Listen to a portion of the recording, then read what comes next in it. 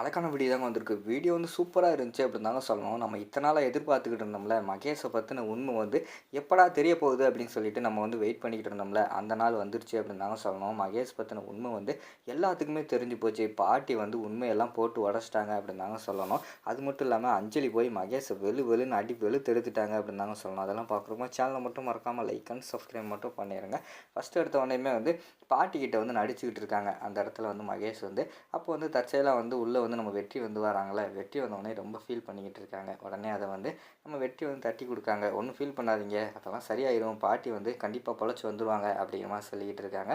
மகேஷ் வந்து வில்லத்தனமாக யோசிச்சுக்கிட்டு இருக்காங்க. இந்த கிளவி மட்டும் பொழைச்சி வந்துட்டானா அவ்வளோதான், என்னோட உண்மை முகம் எல்லாத்துக்குமே தெரிஞ்சிடும், இவ பொழைக்கக்கூடாது அப்படின்னு சொல்லிட்டு மனசுக்குள்ளே நினச்சிக்கிட்டு ஃபீல் பண்ணிக்கிட்டு இருக்கிற மாதிரி தான் காட்டிக்கிட்டு இருக்காங்க. சரி வாங்க வெளியில் போவோம் அப்படின்னு சொல்லிட்டு வெளியில் கூட்டு போயிடுறாங்க. அங்கே வந்து டாக்டர், அதுக்கடுத்து நர்ஸு எல்லாருமே வந்து நம்ம பாட்டிக்கு வந்து பயங்கரமாக ட்ரீட்மெண்ட் கொடுக்குற மாதிரி தான் காட்டுறாங்க.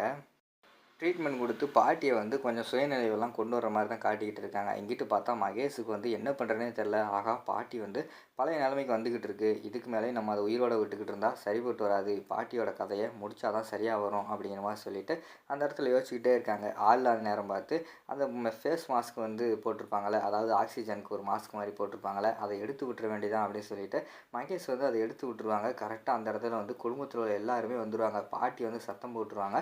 எல்லாருமே வந்து உள்ளே வர்ற மாதிரி தான் காட்டுறாங்க. உள்ளே வந்தோடனே மகேஷ் வந்து பயந்து போய் பின்னாடி ஒரு திரை துணி மாதிரி இருக்குது, அதுக்கு பின்னாடி போய் ஒளிஞ்சு நின்றுக்கிற மாதிரி தான் காட்டுறாங்க. அம்மா என்னாச்சு என்னாச்சு அப்படின்னு சொல்லிட்டு அந்த இடத்துல வந்து எல்லாருமே ஓடி வந்தோடனே அந்த பாட்டி வந்து சொல்கிறாங்க, ஏப்பா உன் மருமகனை வந்து நம்பாத, எல்லாத்துக்கும் காரணம் அவன்தான் பயங்கரமான ஒரு கொலகார பையன், நம்மளெல்லாம் ஏமாற்றிட்டான்ப்பா அப்படிங்கிற மாதிரி சொல்லிக்கிட்டு இருக்காங்க. அம்மா என்னம்மா சொல்கிறீங்க, நம்மளாம் ஏமாற்றிட்டனா, என்னம்மா எனக்கு ஒன்றுமே புரியலையே, சொல்லுமா அப்படிங்கிற மாதிரி சொல்கிறாங்க.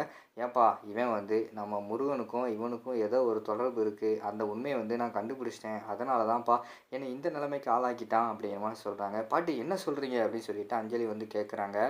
ஆமாம்மா, உன் புருஷன் வந்து எல்லாத்தையுமே ஏமாற்றி தாம்மா உன்னை வந்து கல்யாணம் பண்ணிக்கிட்டு இருக்கான், நல்லா சர்க்கரையாக பேசி பேசி எல்லாத்தையுமே ஏமாற்றி தான் உன்னை கல்யாணம் பண்ணியிருக்கான், அவன் கூட சேர்ந்து வாழாத, அவன் கூட சேர்ந்து வாழ்ந்தா உன்னையினாலும் எப்போனாலும் கொன்றுவான், நான் இப்போ இந்த ஆஸ்பத்திரியில் வந்து படுத்து கிடக்கிறேன், என் தலையில் அடிபட்டுருக்குன்னா இது எல்லாத்துக்கும் காரணமே உன் புருஷன் தான் என்னை வந்து கீழே தள்ளி விட்டான், அவனை பற்றி உண்மையெல்லாம் எனக்கு தெரிஞ்சு போச்சு, அதை வந்து நான் அவங்ககிட்ட சொல்லலான்னு சொல்லிட்டு வந்தேன், அந்த நேரத்தில் வந்து என் காலை பிடிச்சி கீழே தள்ளி விட்டாமா, நல்லவன் மாதிரி நாடகம் ஆடிக்கிட்டு இருக்கான் பாரு, உன் பின்னாடி வந்து ஒளிஞ்சு நின்று எப்படி பப்பாய் போல் நின்றுக்கிட்டு இருக்கான் பாரு அப்படின்னு சொல்லிட்டு அந்த பாட்டி வந்து சொல்லிடுறாங்க. அஞ்சலிக்கு வந்து பயங்கரமான கோபம் வந்துடுது.